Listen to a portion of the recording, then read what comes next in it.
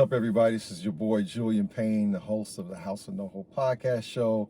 As promised, episode 8, my main man, 50 grand, no whatever, Matthew Grant. What's up, bro? Yeah, I can't add no more to it, you know. Let me say that one more time. Music producer, singer, songwriter, and just found out the brother can slam in the kitchen. I do a little something, though. Matthew Grant, man, what's good? I'm living the dream, man. Yeah, man. There we Living the go, dream, man. bro. Living in Los Angeles, you know what Yeah, I'm saying? doing good, man. And I appreciate this is a little unorthodox video, but I like to do the video in the car sometimes, you know what I'm saying? I like it. I like the car, so it's cool. Thank you, man. Thank you. Big shout out to Elon Musk, Tesla. You know what I'm saying? Big shout out, bro. Yes, sir. Man, so I've been cutting your hair for 5 years. 5 years, man. 5 years. I first came to LA. Okay. All right. Cool. Yeah. And like most artists, a lot of people don't know, viewers out there. I'm a celebrity master barber in Los Angeles, California, and people just come my way. I don't pass out any cards. No, I don't advertise, and it's just relationship after relationship. And Matthew was brought to me by a music manager, like most other artists were. And it's a good brother, man. Good brother. So, guys, introduce you, Matthew Grant. Here we go. Good guy, man. Yeah, So, guy. yeah. Take one to know one. Thank you, man. Thanks, man. I wanted to just, tell the people about who you are, man. You're an amazing artist, amazing songwriter. I think over the years, I've seen you grow. And not only in music, but just in life in general. You know what I'm saying? And I think that is an amazing journey. People have to understand you have to embrace the process of success. Dude. You know what I'm saying? And give people kind of like I want to touch on the ups and downs of the music industry and how you were able to just really know when to make certain decisions, business decisions as a signed artist, and your journey from the start from being signed, not being signed, and then Not being signed again. You just like, forget it. I'm gonna do my thing. So, give us a little backstory on that, because I was there, but I wasn't. You was there, man, the whole way through. Right. I think for the most part, when people come to LA, singers, songwriters, musicians, whatever, they come to LA, and the first thing they think is that I'm gonna go to the Federal, I'm gonna go to this show, I'm gonna do this thing, I'm gonna sing. Right. Somebody's gonna walk in, and it's a wrap. The reality is there are 100 people, if not more, that can do exactly what you can do. That can probably do it better or equally the same. Okay. So you're not an anomaly or special, and yeah, you're not like anomaly or special. Like you're going to bring something to the table that's never been seen before. Now, I'm not saying that as if your talent isn't specific to you, but you can't come down here like that, because that's just not it's just not reality. Don't get your feelings hurt. Right. And so I see a lot of artists come, and that's what happens. They come and they expecting it to be something else that it's not. So I came and I was a temp. I had to get a temp job. Okay. You remember that? Yeah, I had to get a temp temps. job. I was answering phones. I was like a secretary, basically, answering phones, man. Nothing wrong with a secretary. Nothing, everybody we need our administrative assistants. Exactly. And I was just like trying to figure it out. I would do that in the daytime, and then at nighttime I would hit the studio. And it gets a little discouraging, because for me, I was working 40 hours, sometimes 45 hours a week, plus going to the studio till 2 o'clock in the morning.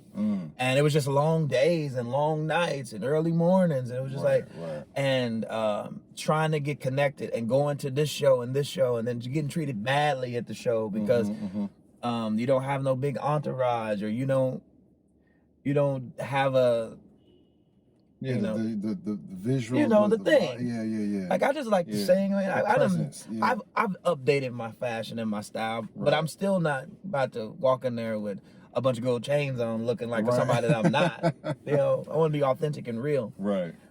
Doing the shows that you don't get paid.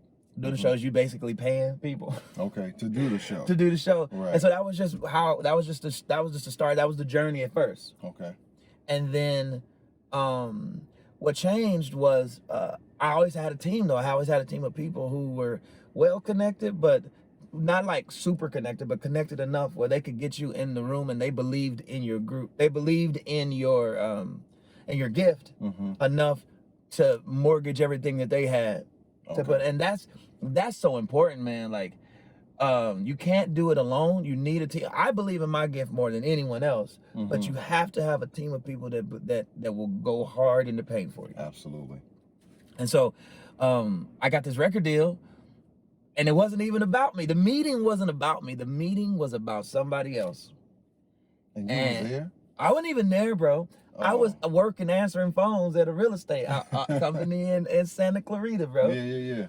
I remember when you got the real estate license, you was like switched from the temp job to the real estate job. I was still the office manager, right, and then I was like, I was looking at all the checks and I was like, man, I can do this. These people are dumb. I can do this. So I got the books and I studied, passed the test first time, got my real estate license, found a house, sold the house, quit my job. But all of that happened after my record deal, though. That was right. Bro, they was in the room. They were in the room talking about somebody else, and they played a song that I wrote in 2015, and everybody was stopped. They was like, "Holy, who is this dude, man? He's been from England." Right. It's like, who is this guy? Okay, so it was a demo. It was a demo. You were singing the song that. The guy who the meeting was about, he's a mixing engineer. Okay. And he had just happened to mix my song, and he mixes for all these big artists, and I just got kind of put in the shuffle there because we share the same manager. Right. And so they were like, okay, yeah, we heard this, we heard Nicki, we heard Mario, we heard these people. Right. Who else you got? And my name just happened to just be the next one after Mario. Wow. So he's like, oh, well, here's Matthew. It's a pretty cool song. It's King for a Day. And these people was like, yo. So my boy who's the meeting was about didn't get any work. I got the record deal. Wait. Wow. So I literally got, and then I was at work and I get a phone call from my manager and he's like, yeah, I'm pretty sure you just got a record deal. I was like, wait, what? It's nothing, until they send paperwork, it ain't nothing. Right. So the whole lawyers and all that stuff, the record deal is connected to an old label, the Polydor. That's been around forever. You see the LPs, they had Polydor. James Brown was on it. And so my influence is James and Marvin. And so the fact to be on the same label as James Brown once was, I was like, yo, this is it. This is amazing. We got ready, and then I went to England. I remember that. Got me all hooked up. Got to England. Yeah, I remember that. And dude, I was like 29, 30 years old. I'm a young cat from Kansas City, from the ghetto, from the country, and I walk up in this mug up in London, and the London Symphony Orchestra is playing on my record. Can you? That is crazy, bro. I walk in and I'm like, they said we're gonna put strings on the track. I'm like, oh, cool. I'm thinking it's gonna be like 2 violin players and a cello player. I didn't know it's gonna have a whole 12-string a 12-string orchestra up there. Right. And then I don't know. So I'm trying not to be emotional, trying not to cry. Right. So I walk in there and I'm like, wait, I'm in the wrong room, ain't I? And you hear them playing my song, like listening. And so they're excited to see me. Right. It's like, this is such a great song. So then tell us what the song was. So, King for a Day. King for a Day. And it's so perfect for what's going on in the world right now, too. Amazing song. Go listen to it. Go listen to it. King for a Day is amazing. So, bro, the conductor comes to me, and he has the sheet music that they transcribed for my song. He has two versions of it, and he was like, I gotta act like I know what he's talking about, because I have no idea what he's talking about. And he's all like, so I was thinking about right here and measure at bar this. I was thinking we should probably do a little mezzo this and that. I was like, yeah, mezzo sound good. And it's not that I like that. yeah, that mezzo Yeah. real good. And it's not that I didn't know what he was talking about. Right. I was just so like consumed. The first I'm in England, and the second I'm like, yo, this is really happening for me. It's the orchestra, symphony Yo. orchestra. That's crazy. Cause I was in like, bro, we come from the gutters, man. We come, you know, just trying to make it. Dad was a crack addict, like, you know, all of this stuff. Yeah. And then to be at 29, 30, to be there and be like, yo, I am seeing my dreams. I'm seeing like these people are here for me. Exactly. You know, that reminds me, man, one of my clients, so many clients come across my path, man, but I've been blessed to have real people that have just like dropped like knowledge on me, and I try to, you know, I try to reciprocate that back to someone in need. And this guy said, he was like, man, your gift will make, well, it's always said, the Bible says, your gift will make room for you. Yeah. But it also says it'll put you before kings and people in high places too. Yeah. You know what I mean? And it's just like so amazing, man, because it doesn't matter where you're from. Like, if you really, you know, have your faith, match it with your talent and things like that, and you really don't get in the way of yourself, Right. and just be free. That's right there. Yeah. Get out your own way. Get out your own way and just do you. You know what I mean? Put the right people behind you, like you said. You can't do it by yourself. Right. You know what I mean? So you have to know when to let go and ask the right questions for people, and also look at their actions. And when people are moving on your behalf and like going hard for you, I believe in this guy. He's gonna be something. The universe opens up, man. Man, it opens up. You know, and insane. And for you to kind of like parallel what you were talking about, from, you know, you weren't scared to go get a job. This is what you was like, I know I gotta take care of myself, you know what I'm saying? I gotta take care of family or whatever. I have to do what I have to do and still put in the hours for my passion, because I believe in something that is gonna come to light for me. You know what I'm saying? Be successful at it. So definitely, man, just like listening to the kind of like the backdrop of what you giving me, the London trip in detail and the symphony orchestra, it's just like, what am I doing? What's going on? And, you know, but man, you took it in stride. You know, you had your moment, and I didn't act like I wasn't supposed to be there. Right. Because that's what sometimes you get in when you have a massive talent. I'm not talking of myself. I'm just saying, when you have a massive gift and a massive talent, if you're somebody that when people hear you and when people see your work, when people hear what you got to do or see what you do, and they notice, that means you're on a different playing field. Absolutely. So if you notice, you don't have to be fake with your humility, like, oh my God, it's not me, it's all God. I hate those people. Like, there's nothing more annoying than a person that doesn't just, if you're good, say you're good and keep it moving. Keep it moving. Because fake humility is even worse. So man, but when you have to act like you know, like you belong in the room that you're in. Absolutely. And that's not being the like just whatever you like, I'll do whatever. That's not bowing to the system or the rules, but also acting like, you know, being educated and acting like you know what you're supposed to be there. Absolutely. You know what I'm saying? Yeah, it's definitely, I've seen, being around a lot, being around celebrities, and it's your stage. It is, man. It's your stage. It's like me stepping behind the barber chair. People pay me well for me to perform and 100% see it.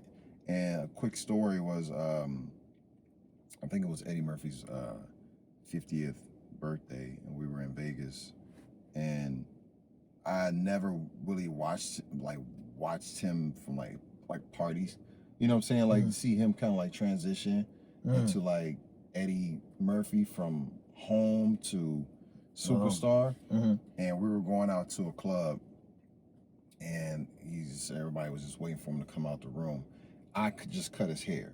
You know what I'm saying? And as soon as he walked out the door, he was dressed, he looked in the mirror, threw the shades on, the dark Eddie Murphy shades, and he walked out. And this is the first time I seen him like walk, like just a little bit more bop, you know what I'm saying, to his step. And I was like, oh, for real? My man just, he turned into Eddie Murphy, okay.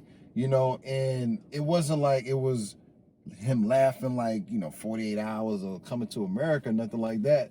It was just, you could tell his his energy changed. And I was like, don't ever rob your fans from your stardom. Yeah. Don't ever do that. That's what I'm saying? Like, give them what they expect. And that's what I'm saying. Like, when somebody is praising you because of your talent and gift, don't minimize yourself. They're gonna be like, wait, what? Right. It's not even gonna feel right to them. You know what I'm saying? So yes, just be the superstar. You've waited this long for this moment. Yeah, and own it. Own it, and you don't have to be cocky. Just own it. Like, okay, I'm supposed to be here. It's not wrong. I'm supposed to be here, and that's great. And so let's make moves, because you have, if you stay in the cloud nine, you will miss the experience. Yeah. And you will miss the lessons. You'll miss the principles. And so then you'll always, then that will leave, and you won't know how to operate in the next season, because I got dropped. And if I hadn't been building relationships and being myself, I wouldn't have been able to create the next phase in my life because when I got there, I met a bunch of producers, and they were only coming, the writers and producers I was meeting, they were only coming because the label set it up. I got in the room, and they were like, okay, so what are we doing? If you ever go into a session like that, writing session, that's how it is. You don't know who it is. You're just like, okay, I heard your music, you're cool. And so you start writing. I went in there, and I sang you know what I'm saying? I sang. Right. And so because I did, they're like, yo, these people are willing to work with me now that I'm not with the label, because they got to see Matthew. Absolutely. You know what I'm saying? So I just went to London last year, back for a writing trip with even better producers, and I'm independent artist. Right. So your time from being signed to you, I know you were going through a few changes in terms of like timing. You did this album, like didn't you do an album for them? No, I wrote a bunch of songs. Okay. And the goal was to put together an album at some point. So I put all these songs together, and they just ended up, not necessarily, they didn't drop me. They had a bad relationship with the higher ups, and it got real ugly and whatever. And so they dropped all the artists. Wow. And so I was independent, and you get hurt. You feel rejected because you're like, they don't like my voice, they don't like my singing, they don't like what the heck. But I just kept moving, kept writing. Yeah. Moving. And then that's when I got the real estate license, sold a house, made a bunch of money, and quit. And it wasn't even a bunch of money. It was enough. Right. It was enough. It was enough for you to make a decision, dude. And because I was like, I can't keep doing this. I got so upset.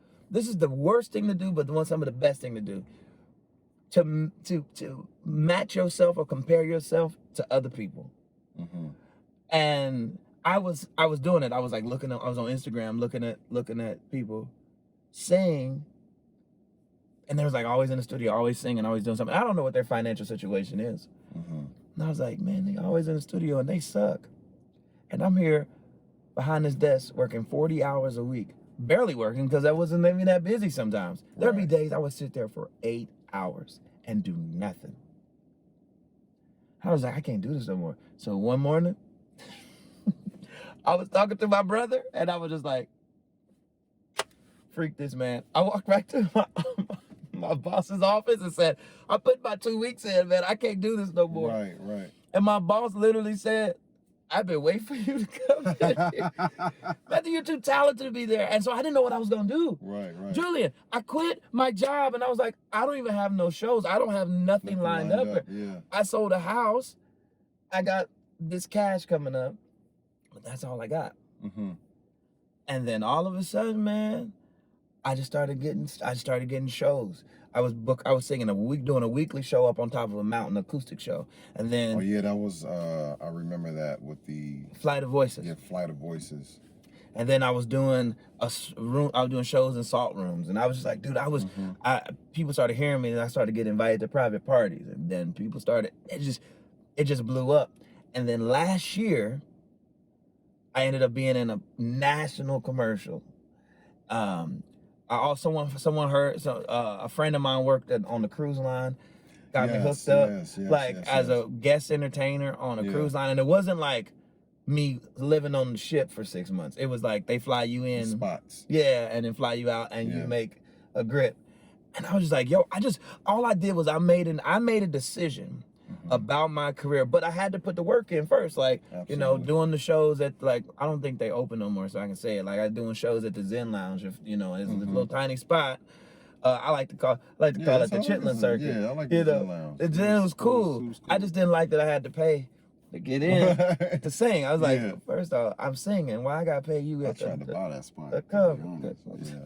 But like stuff like that, man. Like you just doing like I put in that work, and so now thinking I've been here 5 years. 5 years later, bro. Last year I made more money than I've ever made in my life, and I've not a whole lot. I'm just talking about in comparison to what I've made in the past. I made more money, and dude, I'm singing in restaurants. I'm singing in bars and stuff. But you had consistent work. Yeah. And I give the people something that other people don't give them, and that's an experience. Your gift and what you have to offer. It has to be living, man. Like, and that's what I realized. Like, it got to be what I'm offering people. Got to be living. So I'll go to people's backyards and do a concert in their backyard, and I will make it so special for them. It's not about me singing; it's about them experiencing. That's why I'm a soul singer. I'm a soul singer because I want to sing "Happy Birthday" where you say, "I don't never have to have another birthday again." This birthday is the best birthday ever. Right. So that's what's been happening, man. I've been like just consistently working, consistently getting better opportunities. It seemed like every day, remember it was just a time. Like, I mean, every week I come in, I'm like, hey, bro, so look. So I'm about to go to Dubai. Riverside. Yeah, you know. Dubai. I'm gonna Dubai. Oh yeah, that was one deal you was working on. I was working on that, and it's everything's some up in there. negotiations back and forth. I remember that. So, you know, to any music, you know, artists out there that, you know, independent or signed, or you're saying like, this is a story of like perseverance. Don't give up.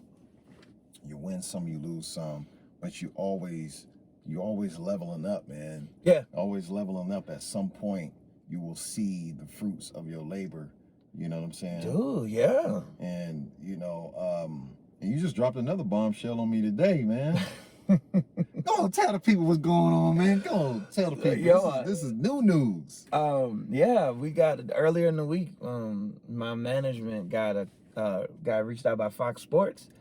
They was like, we we'd love for Matthew to do to do the national anthem for NASCAR. NASCAR is biggest sport in America. You would think football, but like NASCAR is like, it's huge. It is huge. It's huge, man. And when it's your time, it's your time. Okay? And when it's your time, it's your time. I ain't seen so many people talk about NASCAR ever. So Monday, they say, Matthew, can you send us a video of you singing the national anthem? Because there's no crowds there. So I sent them a video Monday or Tuesday, one of the days. Wednesday, everybody and their mama talking about NASCAR.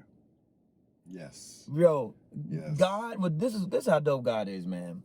When it's your time and it's your season, and you go and you start doing exactly what you're supposed to do, He will put people in place to bless you. He'll put people in place. It's like he's already there. He's already gone before us. So it's like you don't have to. I don't even have to work hard. I don't even have to work hard for it. My gift is literally working for me. Exactly. It's literally where I heard you sing. Somebody heard me sing. I was doing the thing with Bill Bellamy the other day, and who knows what'll come out of that? Who knows what will come out after that? Like come from that, from me singing on his Instagram. I don't know, and I'm not. Julian, I'm not looking for opportunities. Let's say it like that. Like I'm not tap dancing in front of people like, look, I can do what I can do. Right. I'm not really doing that, man. All I'm doing is presenting like being me. My branding ain't all that on my Instagram. I don't got no whole lot of followers. I mean, I ain't balling out of control. I don't got no persona of that I'm making it. I'm real. Stop coming to LA being fake. Stop coming to LA thinking you gotta look like the R&B artists that have made it. Spending all your money. Put your gift in front. Put your gift in front and all that other stuff. I didn't tell you this, man. So somebody came to one of my last big show, and they opened up a suit, kind of, a tailoring suit and custom thing downtown. I was just going through his pictures, like, yo, this brother can dress. Right. He's like, man, we just opened up a shop, man. I'd love to, style you for some of your shows. What? Now I could go out and spend a whole lot of money trying to get styled, trying to get, pieced together. Right.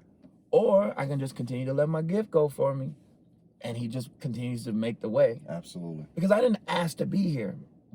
Like I didn't ask. Like this was never my dream. And I know that sounds weird to say. It was never my dream to be like a superstar. It was always my dream to sing and make people feel great. That's dope. So everything else that comes with that is cool, but I'm not seeking the Walk of Fame. I'm not seeking the name and lights.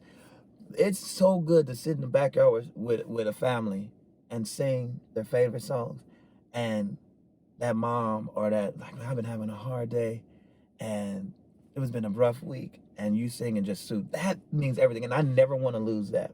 I never want to be so big where I can't sing and that mom be like, oh my God, that's my song. That's how you know you really made it. Right, exactly. That's my song. Exactly. But it's crazy because when you say that, I still see you on a stage in a stadium. You know what I mean? But your voice is speaking to those who really feel it and really enjoy it. You know what I'm saying? And that has you can be in a stadium or a backyard, but Matthew Grant, where his heart is I feel that, like, it will always be there. You feel what I'm saying? Yeah. And I think a lot of artists may lose that, and they're like, I can't play the small joints. I can't. But Prince was one of the ones who's like, I'll play the small venue. You know what I mean? Because he was like, I love the music. I love doing this for people. I just love performing and people feeling, the intimacy behind my music. I appreciate that, Man. So, man, it's amazing. So you got a new single. Got a new single out. Yeah. Heaven. Okay. And tell me about that. I mean, how'd you come up with that? Honestly, I most of the songs I write are not about like a specific thing in my life. I mean, it is implied I'm talking about my wife, but it's not like, I was sitting down and I was just like thinking about how she's just changed my life. Like that's not happening. Okay. I wanted a song that was emotional enough. There it is. Okay. Emotional for a man to sing, but not emasculating. Because in our culture, a lot of times, it's either one or the other. It's like, it's a real, just like, dude, this is very degrading to women. Right. Or it's not, or the song is like, just, it's not masculine. And I wanted to make a song that anyone could sing, but that if a man sang it, he could express his emotions to his lady and be like, you changed everything in my life, and it not look sensitive. Right. If you know what I'm trying to say. Like, Yeah, I absolutely. don't want to be offensive to nobody. Right, Gotta be right. careful. Gotta walk. You gotta tread lightly. Hope you say what you say. Right. But yeah, and so that's what Heaven came out like. Okay. We had this line, "Heaven's here to stay 'cause you're with me," and that was the line. That was the line. And so I was like, let's just build it around that. Heaven's here to stay 'cause you're with me. Yeah. That's amazing, man. Shucks, man. I know when I heard it, I was like, Goosebump City. Yeah, You know what I'm saying? we cut my, you over there cut my hair. It's like, oh. Yeah. Oh, hold on, bro. We gotta put this on again. Yeah. Nah, it's literally, we can listen to it like 4 times. Yeah, for sure. I'm in the chair like, oh, I gotta hear it again. We're doing this, okay. Hey, put that boy song on. Heaven. He says, "Chris, sit back, man. Let the people play. Let the people listen." You know what I'm saying? That was me. I was an old guy, playing it for the kids and everything. Right. I come in the room, and then he's like, "Oh, yo, he got a new single, Heaven. You gotta listen to it." Yeah, man. Nah, I was just, I'm just my own music background. I love music. Grew up with music. Parents and music is just in my DNA. You know what I'm saying? So I know a hit when I hear it. Oh man. Heaven is a hit, y'all. So is King for a Day. Trust me. There's a bunch of songs out there. Other songs he got as well. But tell people, man, where they can find you. I know you're on all platforms. I'm everywhere. Okay. I'm like MasterCard, Visa card. Ain't that what the commercial says? Everywhere you want to be, I'm there. Yeah, exactly. So you can follow me on Instagram. I am Matthew Grant. My website, IamMatthewGrant.com. Twitter, I am Matthew Grant. Facebook, I am Matthew Grant. There we go. YouTube, I am Matthew. You got that. That is the extent of my branding. I am Matthew Grant. Just Google him. Yeah, I literally. You know what, bro? Crazy. You got to establish dominance in the market. Absolutely. So if you type in Matthew Grant, I am the one that pops up. That's dope. That's when you know you've been putting your work. Man, because there's a lot of people. That is a very generic name, Matthew Grant. They have reality stars named Matthew, bachelors, all of this. Yes, and I am Matthew Grant. Dope, man. So make sure y'all check out Matthew Grant on iTunes, Spotify. Yes. Google Play, all that, man. All of it. Y'all gonna enjoy his voice. We look forward to seeing you, man. The videos popping up and all that type stuff, man. You know what I'm saying? Yeah, a lot of things gonna work. I'll see you weekly. He gets to hear all the plans before everybody else. I get it first behind the chair, and I had to just, bring you to the House of NoHo, man. Man, thank you so much. And y'all can check him out. You know what I'm saying? I appreciate you stopping through. Oh man, thank you, bro. You inspiring the artists and young artists out there. All right. Yes, sir. Yes, sir. Thanks, y'all. Episode 8, Matthew Grant, House of NoHo podcast show. We're gonna come back with some more. All right. We're probably gonna do a live session. I ain't gonna put you under too much pressure. We're gonna put you on the live session of House of NoHo music, man. I'm down, man. Let's do it. All right. Yeah, let's do it. Yeah. Peace. Thanks, man.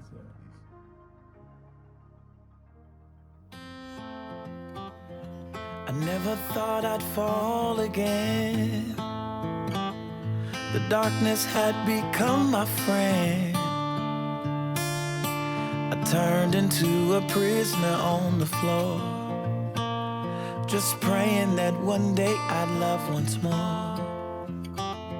Then you showed up and set me free. Now I'm chained to you, you're chained to me. So drunk on love we lost the key.